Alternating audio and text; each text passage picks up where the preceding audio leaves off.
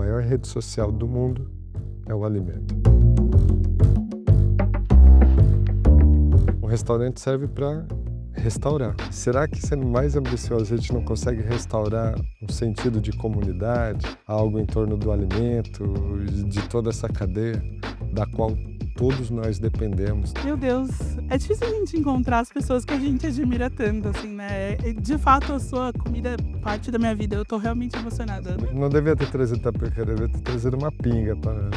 É muito mais fácil conseguir uma estrela Michelin do que colher um tomate maduro, saboroso, sem veneno. Pô, é um flerte assim com desastre o tempo todo. Eu gosto dessa adrenalina. Eu só acredito num sistema alimentar justo com uma sociedade justa. Cozinhar carne, isso pressupõe um sacrifício. Sozinho não dá para fazer nem uma barraquinha de cachorro-quente, sabe? Quando a gente come, quando a gente consome, a gente está extraindo da natureza. Trabalhar menos, trabalhar melhor e gerar mais riqueza.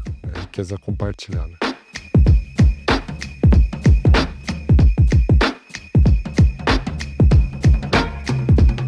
Oi, gente! Tá no ar mais um episódio do Cria Raiz, o podcast com a missão de mudar o mundo uma conversa por vez. Eu sou a Camila Camilo e eu amo comida que abraça. Aquela que, além de alimentar o nosso corpo, entrega conforto e boas histórias. E entre as minhas favoritas está o baião de dois mais famoso de São Paulo. Um que conquistou não apenas o meu paladar e o meu coração, mas o de um monte de gente ao redor do mundo. Desde os 13 anos, o nosso convidado de hoje já trabalha na cozinha. Ele transformou o negócio da família dele numa sensação da gastronomia mundial. Já foi jurado de reality show, recebeu diversos prêmios no Brasil e no exterior, inclusive pelo seu trabalho social com Quebrada Alimentada, que já distribuiu mais de 120 mil marmitas e 100 toneladas de alimentos. E ele é o criador de algo que eu amo muito, dadinho de tapioca. Seja bem-vindo, Rodrigo Mocotó. Obrigado, Camila. Obrigada. Eu tô emocionada que você tá aqui, na verdade. Eu moro aqui na Zona Norte. Eu moro aqui na Zona Norte e o Mocotó é, de fato, um dos meus lugares favoritos. Todo mundo que vem na minha casa, os meus amigos que vêm para o Brasil pela primeira vez, o Mocotó, para mim, é uma parada obrigatória. E aqui no Cria Raiz, a gente sempre gosta de começar perguntando para as pessoas de onde elas vêm, quais são as raízes dela. Eu sei que você fala disso bastante, mas eu queria que você contasse para a gente um pouquinho das suas raízes, do que te move. Sim, eu costumo me apresentar, Camila, como um paulistano de coração pernambucano. Nasci em São Paulo, mas tenho pais sertanejos lá do interior de Pernambuco, que vieram para São Paulo fugindo da seca, da fome, como milhares de outros, né? E fizeram a vida aqui. E eu e minha irmã nascemos em São Paulo, crescemos, nos criamos aqui, sempre ouvindo desde a primeira infância que um dia a gente ia voltar para o sertão. Então, teve sempre essa expectativa, né, do ano que vem a gente vai, ano que vem a gente vai. Vai e vai em definitivo, porque desde pequeno eu passava todas as férias lá, 1 ou 2 vezes por ano, família toda ia lá para o sertão. Então acho que é isso, né, um pé na quebrada, um pé no sertão. Acho que quando eu estava pensando nas perguntas, eu tinha uma dúvida, que a sua comida é uma comida que me abraça e que abraça tanta gente, mas eu queria saber qual que é a sua comida favorita. Uau. Eu sou trivial, assim, tem uma coisa que vai sempre me aquecer e me fazer salivar: arroz com feijão. Desde pequenininha. Nossa, e a gente não enjoa dessas comidas básicas, né. O mundo tem o seu lastro. Todas as regiões têm aqueles alimentos que formaram civilizações e ficaram ali por milhares de anos e são consumidos até hoje, muitas vezes de uma maneira muito parecida como era no passado. E para mim arroz com feijão, né, define esse prato brasileiro que carrega a memória afetiva, que é completo nutricionalmente. Não é à toa que no mundo todo a gente tem sempre uma leguminosa, um cereal, combinados, pode ser milho, feijão, lentilha, trigo, grão de bico, enfim. O mundo vai encontrando essas combinações que fazem sentido para o paladar, fazem sentido para o corpo e no campo fazem sentido para a terra. São culturas que se sucedem ou que se complementam, né, que apoiam uma a outra. Então, arroz com feijão. E aí pode ser um ovo frito, um bife do lado. Aí agora só pra não restar dúvidas, feijão por baixo ou por cima? Isso não deveria nem ser perguntado, Camila, feijão por cima, Não, não deveria nem haver discussão sobre isso. mas existe, existe. Eu tenho uma teoria de que o feijão pode ir do lado se tiver no prato fundo. Pode, Zé, pode. Tudo bem, pode. A gente estava falando um pouquinho das suas raízes com a sua irmã, chegada aqui, a ida muito ao sertão. Como é apresentar as suas raízes para os seus filhos? Olha, recentemente, faz 1 ano e meio, mais ou menos, foi a primeira vez que tenho 5 filhas, então, imagina.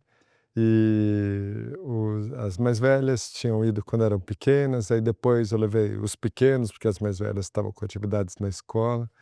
E foi, acho que faz 2 anos, na verdade, que foi nas férias de julho, consegui levar os 5 juntos de uma vez e foi muito especial.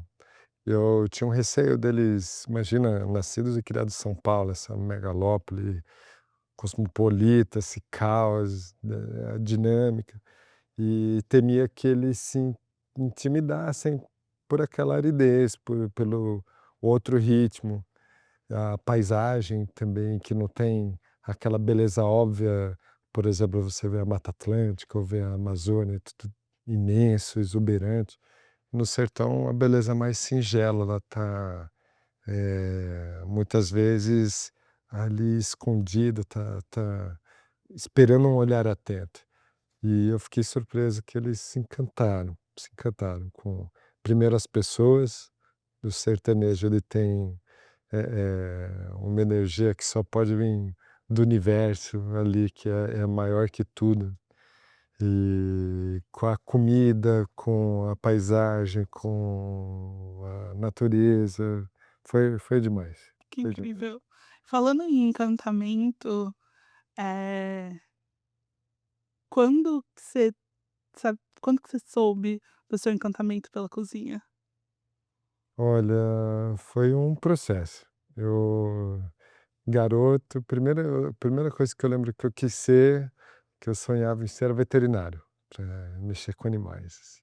Eu pensava em trabalhar com animais numa fazenda, era o que eu vislumbrava.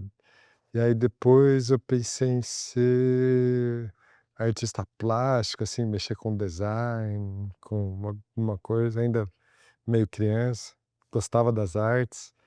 E por fim, fui crescendo, vendo outras coisas, quis ser engenheiro, pensei em fazer engenharia de materiais, e aí conheci, engenharia ambiental, que era um curso muito novo.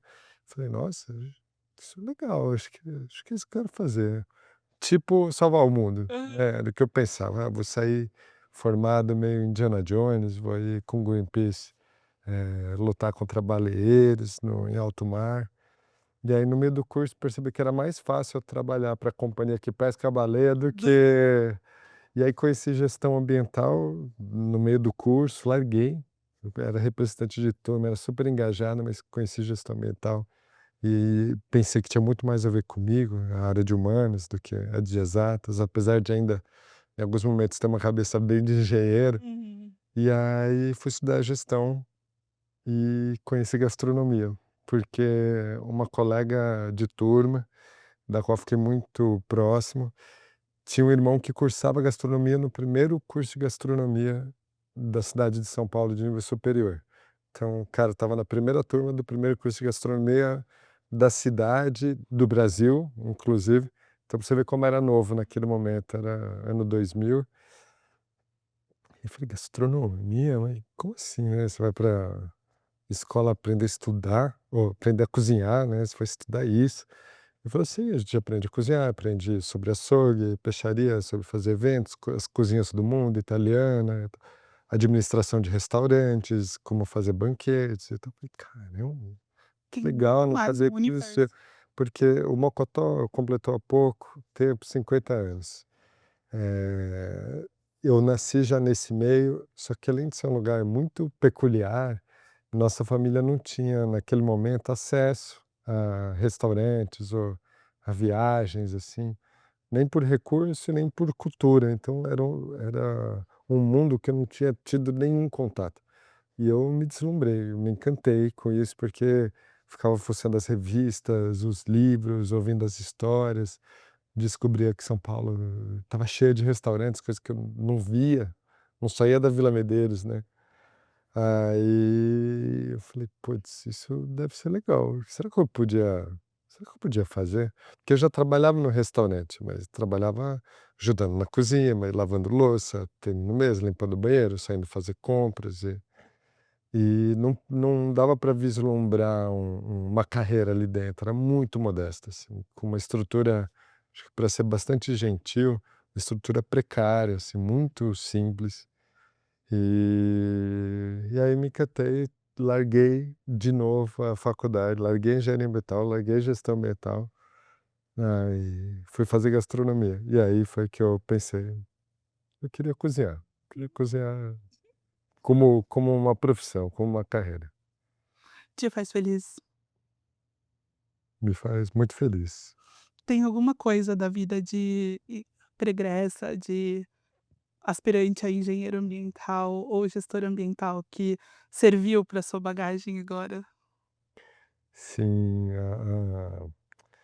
olhar para o ambiente e entender que é muito mais complexo do que aparece na primeira vista, é talvez uma das coisas, um dos pontos de contato com o restaurante. O que me levou para o ambientalismo era um desejo de fazer o mundo melhor, um pouco melhor. E o restaurante, ele tem como missão exatamente isso. O restaurante serve para restaurar, né, daí que vem a palavra.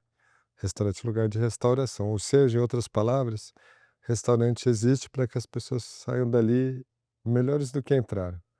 Pode ser, né, mais bem nutrida, pode ser, mais leve, porque teve um momento ali de acolhimento, um sorriso, um olhar.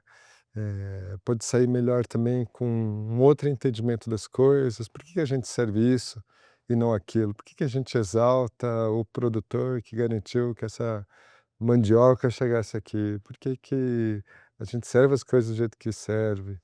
E e aí, extrapolando isso, se a gente pode restaurar um indivíduo, seja fisicamente, emocionalmente ou até mesmo restaurar algum nível de consciência, será que sendo mais ambicioso a gente não consegue restaurar um sentido de comunidade, algo em torno do alimento e de toda essa cadeia da qual todos nós dependemos? Não importa quem seja você na fila do pão, isso depende dessa cadeia, né.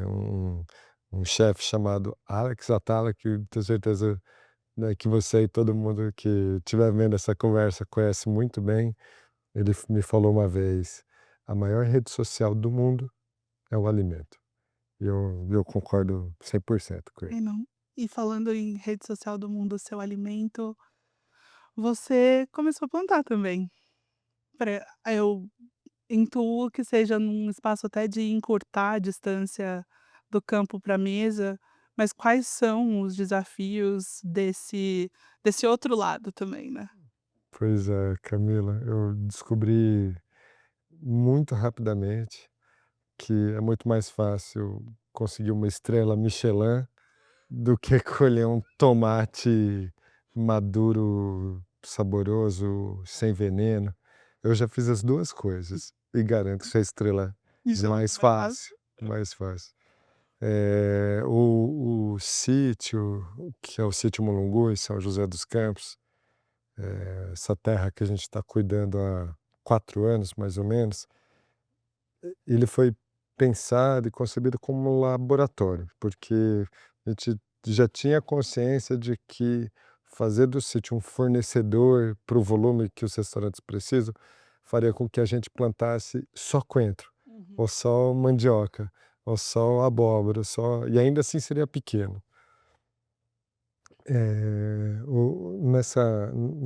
Nesse amadurecimento do restaurante e meu amadurecimento como cozinheiro também, algo fundamental foi um passo que a gente tomou já talvez há uns 15 anos, foi de se aproximar das pessoas que fazem comida, porque eu não faço comida. Eu me aproprio da comida que alguém plantou e colheu, de que alguém pescou, de que alguém coletou, e misturo isso e transformo e coloco alguma coisa em mim, mas quem faz comida são essas pessoas. Então a gente achava que deveria estar perto para entender o que significa, que é muito fácil ligar e falar: "Ô, pô, esse tomate não chegou maduro, cara? Pô, tá branquelo aqui, ele deveria, né, tá de não foi isso que a gente combinou", sem saber o que se passa ali atrás. E e aí a gente já começou o sítio sabendo que não tinha condições de se tornar um fornecedor importante do restaurante, nem autossuficiente, muito menos, mas que podia nos alfabetizar nessa linguagem da terra, da natureza, para dialogar com quem está ali dedicando a vida a isso. E algo que eu aprendi, que é mais ou menos o inverso da gastronomia, que quanto maior o nível de excelência, menor tem que ser a sua produção. Você não consegue ter um restaurante, triestrelado ou, enfim, muito minucioso para 200 pessoas. Talvez nem para 100. E alguns dos restaurantes mais premiados, notáveis do Brasil, hoje atende 14 pessoas por vez, 20, 30. Quem tem um restaurante com 50 lugares, quer ter um restaurante para 30 lugares. Agora o cara que produz, vou usar o tomate de novo, que produz tomate para esses restaurantes ou restaurantes de alto nível, tem que produzir muito tomate, porque a natureza não entrega todos os tomates iguais. Então, para você poder selecionar uma caixa com tomates perfeitos dentro de um padrão específico, você precisa de 10 caixas de tomate. Aí você vai ter, uma de tomate excepcional, ou 2 ou 3 de tomate muito bom, outras 2 de tomate bom, um pouco de um regular, um que não dá para sair do campo. Então, excelência, você precisa de volume, ao contrário do restaurante, quanto maior a excelência, normalmente menos pessoas você atende. Então, o sítio existe para isso, para a gente, entender essa linguagem da terra e das pessoas, né, que lidam com a terra e fazer com que a gente consiga, de alguma forma, apoiar o trabalho dessas famílias. Como laboratório, tem alguma intenção de vocês trazerem outros restaurantes, outros chefs para perto, pra que não necessariamente estão nessa relação? Olha, as portas do sítio estão sempre abertas, assim. A gente já recebeu pessoas lá como Helena Rizzo, enfim, já recebemos muitos colegas ali. E um exercício importante também é de aproximar a nossa equipe, dessa origem, dessa vivência. Pô, tem alguns jovens cozinheiros, excelentes cozinheiros, mas que nunca viram uma vaca ser ordenhada, nunca viram. E aí, junto com Rafael Cardoso, esse amigo, grande criador de porcos, faz um trabalho lindo de seleção de raça dos porcos carunchos, né, de recuperação de uma raça que estava quase extinta. Vai lá com a gente um dia, ele é um chefe de cozinha treinado, trabalhou por muitos anos na Europa, e aí a gente junta um punhado de cozinheiros, vai lá para o sítio junto com o Rafa e faz o abate de 2 animais, e a gente entende que para a gente cozinhar carne, isso pressupõe um sacrifício. A gente não pode banalizar ver um saquinho a vácuo que chega do frigorífico e abrir como se estivesse, enfim, manipulando algo, banal. Não, para a gente poder usufruir desse prazer, desses nutrientes, houve um sacrifício. E você participar disso é transformador. E eu acho que se você não é capaz de lidar com isso, você não deveria comer carne, sabe. Se você, olha para os nuggets e imagina que aquilo magicamente se transformou naquele troço ali, Eu acho que você precisa abater sua galinha e entender o que significa isso. Acho que você nunca vai comer carne da mesma maneira. Com certeza. E ainda falando de ingredientes e de plantar, eh, as mudanças climáticas têm um impacto direto. Como tem sido para você observar isso e até práticas que você tenha ou esteja tentando trazer para você ou compartilhando com outros pares, porque no fim os ingredientes mudam, não só na sazonalidade, né, mas até a disponibilidade e o apoio mesmo para quem está produzindo. Sim. A gente celebrou os 50 anos do restaurante com uma exposição, contando um pouco dessa história, que a gente entendia que de uma certa forma já estava bem contada. Então, a gente pensou: "Será que a gente não deveria aproveitar essa data para falar dos próximos 50 anos?", que é muito mais interessante e decisivo para nós nesse momento do que falar desses 50 anos que passaram.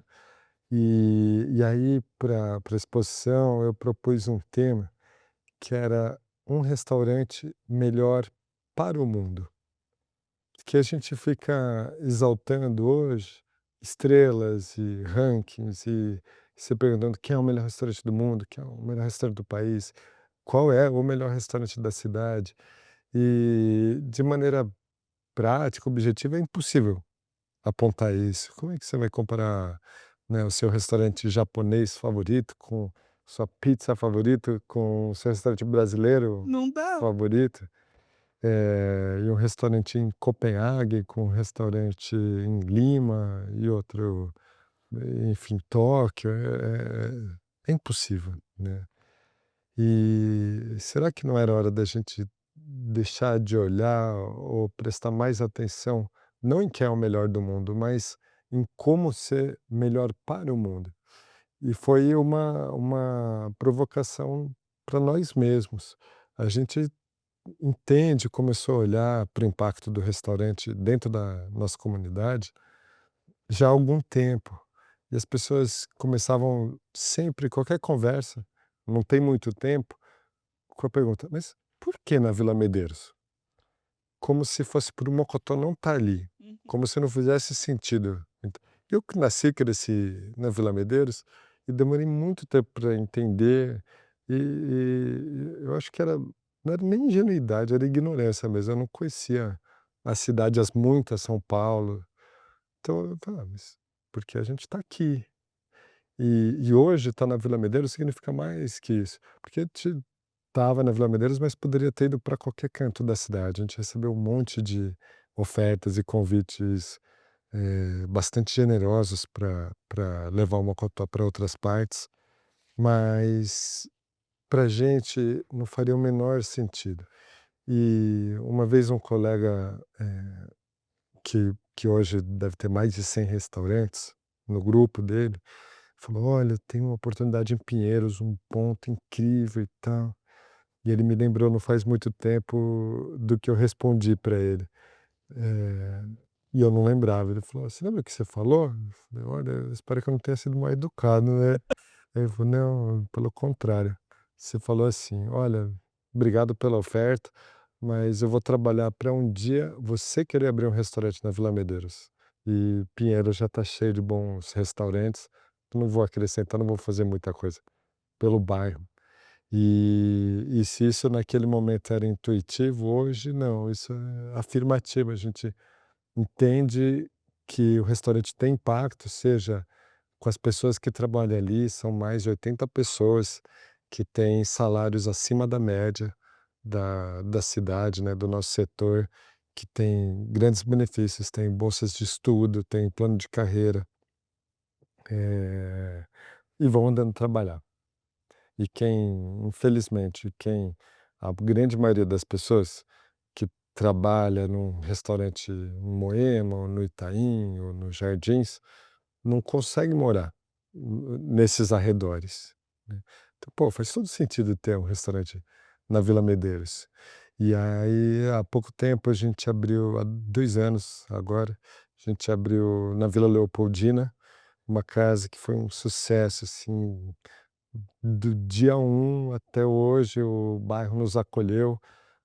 Não era uma escolha óbvia, estamos ali perto do CEAGESP, não tem outros grandes restaurantes ali, sabe, no entorno. E as pessoas falam: "Pô, que bom que você, veio aqui e olhou para essa parte baixa do bairro".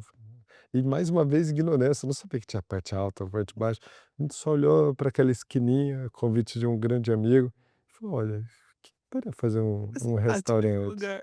E aí, um ano e pouco depois, já tinha aberto um grande café de uma grande rede, na esquina de frente e certamente vai florescer, outro negócio ali em breve, e o bairro começa a se movimentar, a sensação de segurança aumenta. Vocês têm agora essa é uma curiosidade muito nerd minha, assim, porque esse é um impacto indireto da economia local difícil de medir.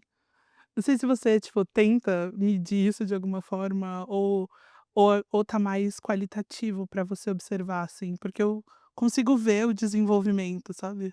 Olha, a gente foi convidado para fazer uma palestra fora do país e pedindo para falar desse impacto na comunidade e já tem alguns anos, e foi a primeira vez que a gente parou para falar: "Como é que a gente vai medir isso, né?". E minha esposa, Adriana Salai, é muito mais sabida que eu, ela é pesquisadora, professora, e aí numa conversa eu propus: "Dri, e se a gente construísse uma fórmula, uma métrica para saber qual é o IDH do Mocotó? Se o Mocotó fosse um bairro na cidade, em que posição ele estaria?". A gente pode, né, pegar alguns parâmetros, né, de dentro do índice fazer um ranking da cidade comparando com a Vila Medeiros, que é onde o Mocotó está, e com, sei lá, os Jardins, Pinheiros, Moema, tal, os que estão no topo da lista, né.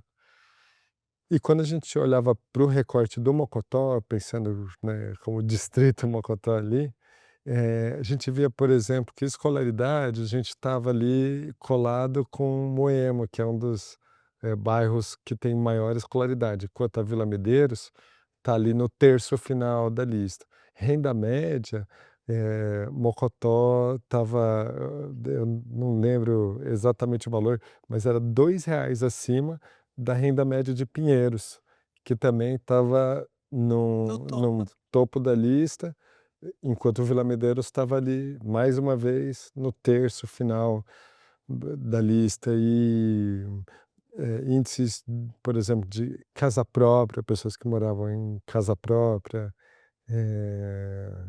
que mais? Enfim, a gente foi analisando, desconstruindo, o IDH e viu que o Mocotó estaria ali, se fosse um bairro, entre os 5 primeiros, enquanto a Vila Medeiros estava ali, em alguns casos, na 70ª posição, né, que o nosso entorno tem suas vulnerabilidades. Por exemplo, Vila Medeiros não tem uma praça, não estou falando nem um parque, tá, Uhum.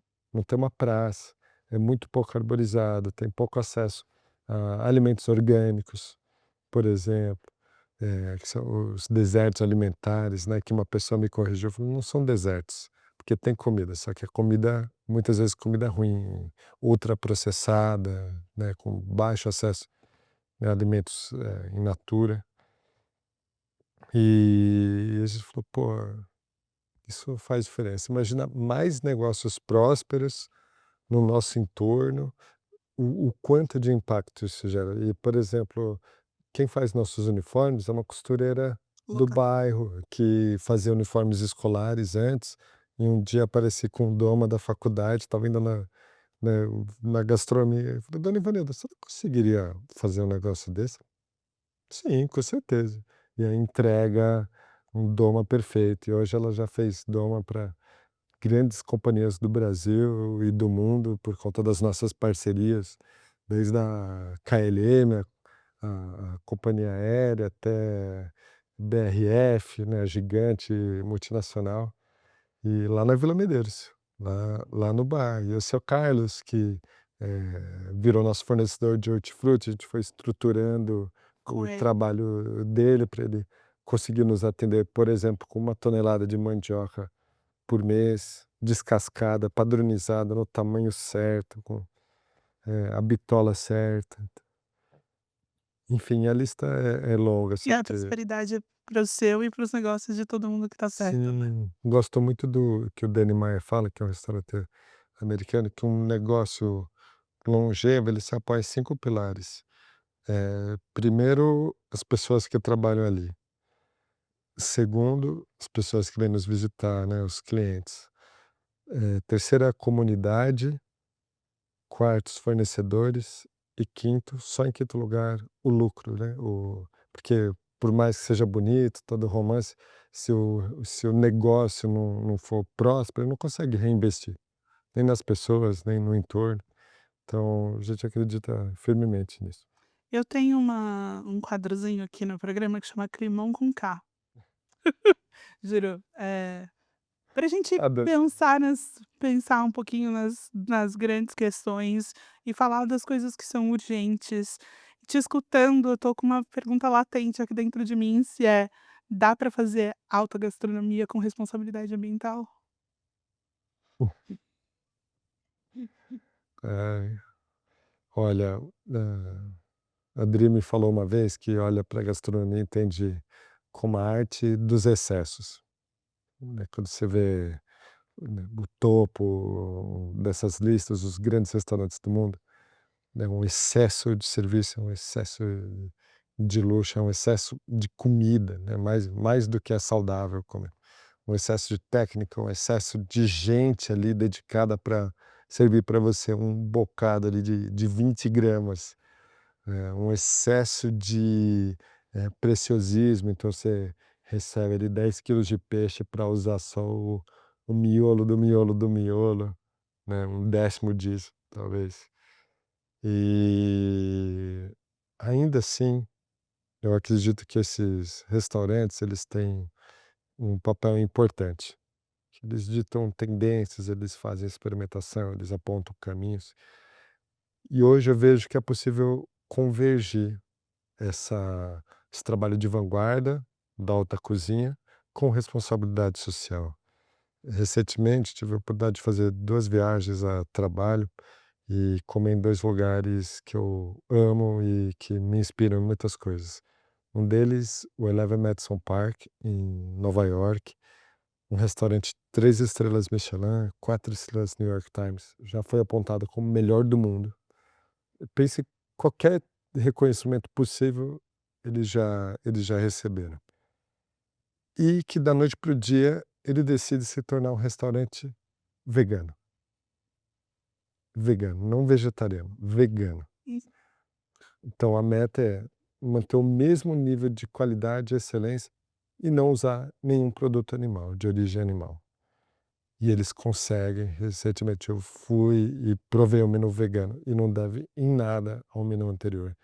E muitas vezes, no meio da refeição, você esquece, fala: "Não, isso só pode ser manteiga. Uhum. Não é possível, não tem como não ser. Não, isso pode não ter leite, olha a textura, o sabor. Não, isso, caramba, será mesmo?". Eles conseguiram. Outro lugar que aponta uma tendência importante é o Silo, em Londres, que é o slogan deles é: "Restaurante sem lixeiras". Zero waste, Hum. que é a bandeira. E o chefe lá, Douglas McMaster, mostra, como que esse conceito do lixo é recente. Até pouco tempo não existia isso, nem embalagem, nem, coisas que serviam, coisas que não serviam. Tudo tem um destino, assim como na natureza, não tem nada que é resíduo. Não, é tudo parte de um sistema muito complexo e que se aproveita de tudo que não é proveitoso para um determinado elemento dessa cadeia. E ele muito engenhosamente faz, por exemplo, missô. Pô, todo mundo quer servir pão fresco, né. Uhum. Só que você não sabe quando começa o serviço que vai precisar exatamente de 10 pães e meio, né. Eh, Pô, você vai fazer 15 pães para garantir, você não quer que as últimas Falte. mesas estejam lá sentadas para comer e você não tenha pão para servir, só que o pão sobra, e aí no outro dia, se ele não tá na melhor forma para ser servido, o que que ele vai virar, né, no olhar dele vai virar missô, e aí ele prepara e faz o pão ganhar um potencial de sabor, uma riqueza, uma complexidade, assim, pô, ele é talvez a sobra do pão vira um produto mais valioso do que o próprio pão fresco, né, com esse olhar. E da mesma forma, as garrafas das bebidas que não são retornáveis, viram peças que ele usa no restaurante. Ele processa ali e através de parceiros transforma isso em coisas que as pessoas não só, usam no restaurante, como levam para casa.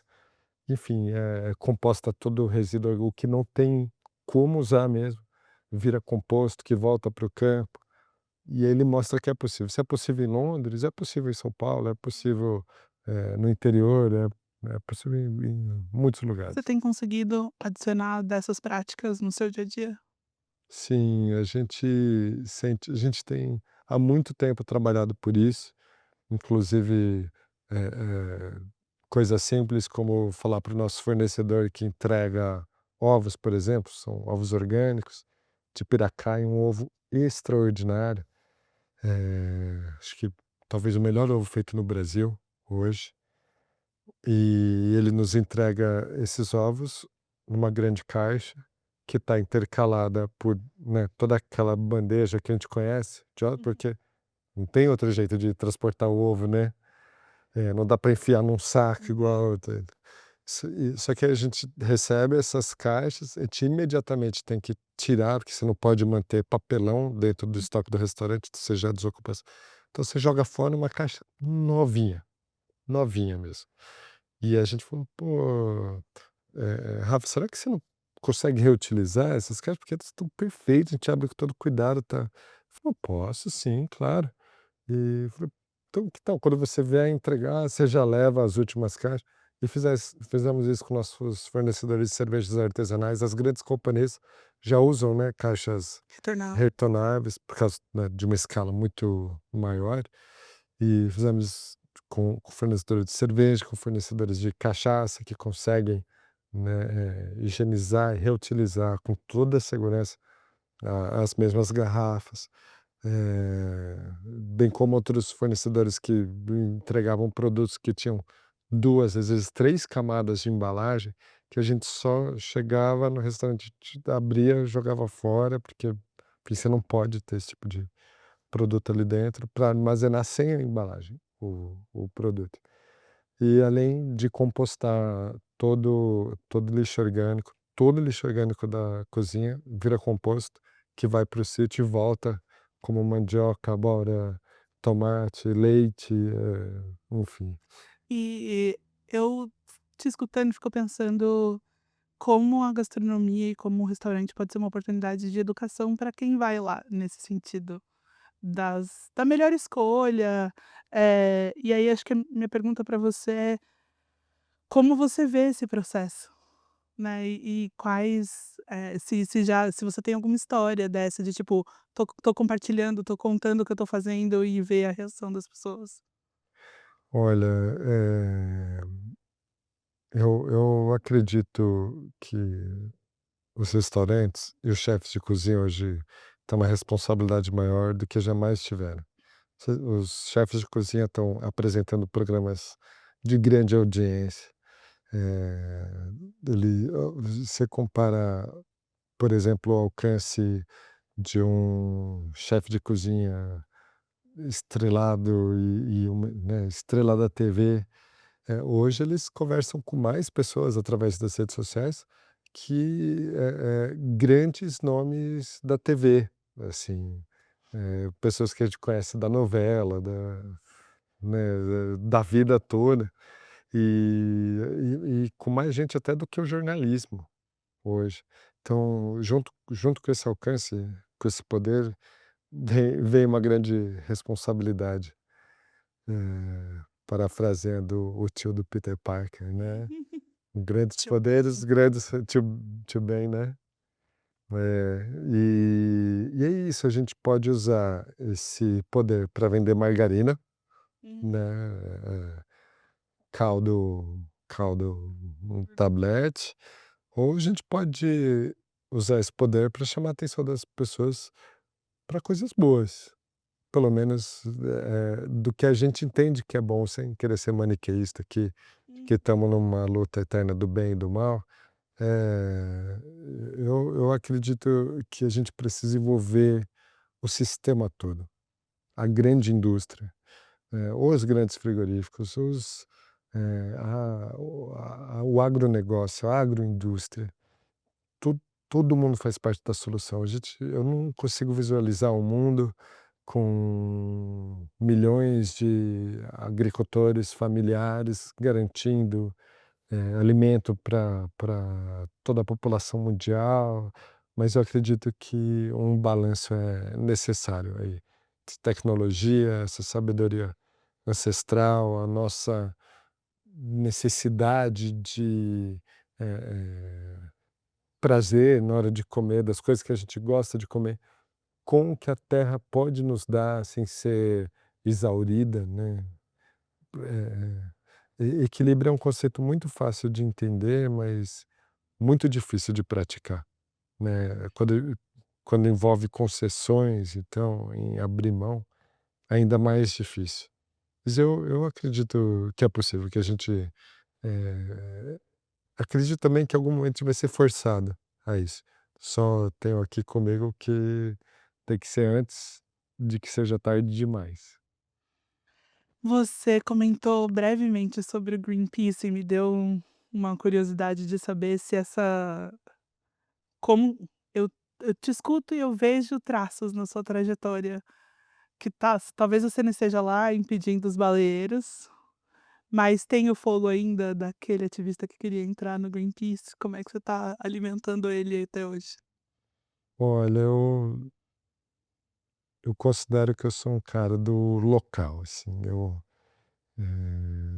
imagino que fazer na sua casa, fazer no seu negócio, fazer na sua comunidade, pode inspirar pessoas a fazer isso ao redor do mundo, e isso vai se multiplicando. Não me vejo como um grande ativista, um grande orador, nem nada do tipo, mas eu acredito que ações locais podem ter impactos globais. A gente Você falou do Quebrada Alimentar, a gente começou essa ação, não era um projeto, a gente só foi fazendo, então, em março de 2020, que culminou hoje, enfim, nesses números que você já apresentou, numa cozinha, uma cozinha-escola que foi construída dentro do Jardim Julieta, numa ocupação onde vivem quase 500 famílias, uma situação desumana, assim, com muitas vulnerabilidades. E a cozinha está lá servindo quase 500 refeições por dia, já formou sua primeira turma e já começando agora a segunda turma de profissionalização, em gastronomia, né, na cozinha. E e a gente nesses já são 5 anos, né, desde 2020 para cá, conheceu muita gente, aprendeu com muita gente e também soube de muita gente que se inspirou na nossa ação e começou a fazer e gerou impacto no seu território. Então, acho que esse é o nosso caminho, sabe, de olhar para o local, mas ter uma aspiração global, talvez. Com certeza. Eu acho que quando a gente consegue executar bem o local, eh, se todo mundo pensasse em executar bem localmente, a gente estaria melhor em âmbito global. Eu discuto e lembro de uma frase do líder indígena Davi Copenau, ele chama a nossa sociedade da sociedade da mercadoria, dos comedores de montanha, num lugar de que a gente esqueceu que quando a gente come, que quando a gente consome, a gente está extraindo da natureza. E eu te escuto, você falou do me deu vontade de chorar. Você falou do abate do porco, e e a gente não vê. A gente consome um documentário. Eu visitei um lugar em Nova York, chama, eh, acho que é Brooklyn Navy Yard. Eles têm uma daquelas, fazendas urbanas, aqueles prédios industriais do Brooklyn, assim.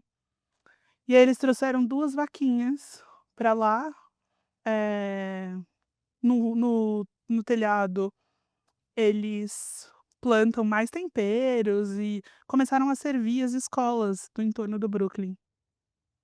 E eles começaram a pedir para as escolas para trazerem as crianças, para visitarem a horta, para conhecerem as vaquinhas, porque tem uma região do Brooklyn que as crianças realmente acreditam que o leite vem do supermercado, realmente acreditam. E aí eu acho que um projeto como Quebrada Alimentada, não só para o Jardim Julieta é especial, mas para mostrar, tipo, outras possibilidades. E aí eu até você te ouvi dizer uma vez que você acredita numa cozinha que restaura o corpo, a alma. Como que você acha que a gente pode fazer isso para o futuro e para mais pessoas? Boa pergunta.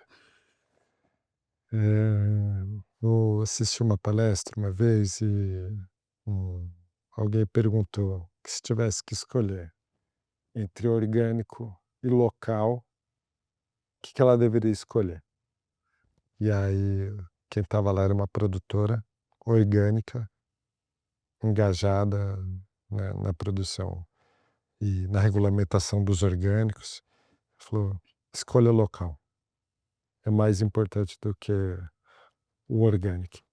Então, eu gosto muito do que o Michael Pollan, pensa, escreve, cara que escreveu O Dilema do Onívoro, Cooked, que virou até um documentário no Netflix. E ele fala que hoje a gente está enfrentando o maior dilema da história em torno do alimento, e é justamente no momento que a gente tem mais crescimento, mais recursos, menos escassez de tudo, e que a gente está adoecendo pela boca, né. A gente, nos foi dada escolha e quer dizer, pelo menos é o que querem fazer parecer, e a gente tem escolhido mal. Mas é um sistema que se retroalimenta, então não dá nem para apontar o dedo e falar: "Ah, você está comprando a bolacha recheada ultraprocessada para o seu filho, você deveria estar dando uma maçã para ele". Só que a bolacha recheada que vai fazer sua criança brilhar o olho, imagina, né, que você consegue dividir, custa um terço de uma maçã, ou menos, né. Então, dá para dizer que essa pessoa tem realmente escolha, que tem um recurso super contado, trabalha um monte, teria que, pô, cozinhar em casa e ela acaba escolhendo o macarrão instantâneo. Talvez não seja realmente uma escolha, mas para isso que eu acredito, para que isso seja que o Michael Pollan fala: "É muito fácil comer bem, é só três mandamentos". Poderia resumir 11 anos de pesquisa em 3 mandamentos para a gente se relacionar, com a comida. Primeiro coma comida, ou seja, menos produtos e mais comida, coisas que sua avó não reconheceria como comida, evite. Então coma comida, principalmente vegetais. Hoje a gente cultua a carne, né, então você come salmão, é salmão e o acompanhamento é tal coisa. Aí você come um bife, um steak, então o steak é o prato e vem uma coisa de acompanhamento. Não, a gente precisa inverter. A gente fala, né, que a gente, quando a gente era criança, a carne era mistura, Uhum. né, você tinha um prato de arroz, feijão e tinha uma mistura, uma pequena porção ali. Então ele fala, né, coma comida, principalmente vegetais. Em terceiro, não muito. Hum, simples, né, agora para colocar isso em prática, mas eu só acredito num sistema alimentar justo com uma sociedade justa. Você não é capaz de garantir boa alimentação para alguém, que que não tem o básico. Acho que o Emicida fala numa das músicas dele: "Pô, como é que eu vou me preocupar com o fim do mundo se eu não sei se eu chego nem no fim do mês?", Ai, né. É isso. e pra gente ir caminhando para o final, são 50 anos de legado. Quais são seus sonhos para os próximos 50 anos? Virar dono de casa, eu acho. Nossa, olha, trabalho desde os 13 anos. Algumas pessoas me encontram lá no Mocotó: "Nossa, o Mocotó tem 50 anos". É, tal. Nossa, até que você tá bem, sabia? Tipo, pra ter 70 Tá. você tá ótimo. Então, não, o Mocotó, é importante frisar, foi fundado pelo meu pai, seu Zé Almeida, que passou a vida ali, foi o grande projeto da vida dele. E eu tô lá desde os 13 anos, já são um bocado de anos, né, 32 anos de restaurante. E eu amo, eu achava que o que eu amava mesmo era cozinhar, mas eu percebi que não, o que eu amo mesmo é o restaurante. Toda essa complexidade, esse caos, essa coisa que parece que vai dar sempre errado, porque, pô, basta uma coisa dar errado, se falta água, se, cai energia, se o produto não chega, se o cozinheiro tá doente, pô, é um flerte, assim, com o desastre o tempo todo. Eu gosto dessa adrenalina, eu gosto dessa dinâmica das pessoas estarem ali toda hora trocando, se relacionando. Sozinho não dá para fazer nem uma barraquinha de cachorro-quente, você precisa de apoio. E um restaurante é um trabalho coletivo, por isso que eu digo, nunca vai ter um restaurante com o meu nome. Nunca, nunca vai. Che Rodrigo, jamais. Porque é uma construção coletiva. Só que exige muito, né, da saúde, do convívio social normal. Eu já cheguei a perder aniversários e atividades das minhas filhas, especialmente as mais velhas, que é mais no começo, que eu penso: "Nossa, mas será que eu precisava mesmo ter, trabalhado mais um domingo, todos os domingos, desde sempre? Será que eu preciso mesmo me sentir tão culpado quando estou em casa, quando, sento para ler um livro?". E eu acho que o meu objetivo é trabalhar menos, trabalhar melhor e gerar mais riqueza, né, riqueza compartilhada. Acho que é isso que eu desejo. Meu estilo de vida é muito simples. Eu não quero ter mais dinheiro, nem quero ter um carro melhor, nem uma casa maior. Queria viver uma vida mais equilibrada, acho que é isso. Ah, eu queria não, eu quero te agradecer, porque falar sobre vida equilibrada, quando a gente empreende, quando a gente tem que cuidar das pessoas, às vezes é muito difícil, né, de carregar nas costas, sentir talvez o peso nas costas e poder compartilhar a riqueza e os desafios, é é uma sabedoria imensa. Muito obrigada, Rodrigo, por nos ensinar tanto a construir não só um presente baseado nas nossas raízes, mas um futuro possível. Obrigada a você que acompanhou a gente até aqui, criando mais raiz com a gente. Se inscreve aqui no nosso canal, deixa seu like, compartilha essa conversa com mais pessoas. Você pode interagir com a gente também através das nossas redes sociais. O podcast Cria Raiz conta com o apoio do Instituto Clima e Sociedade e do Instituto Arapiaú. Até a próxima.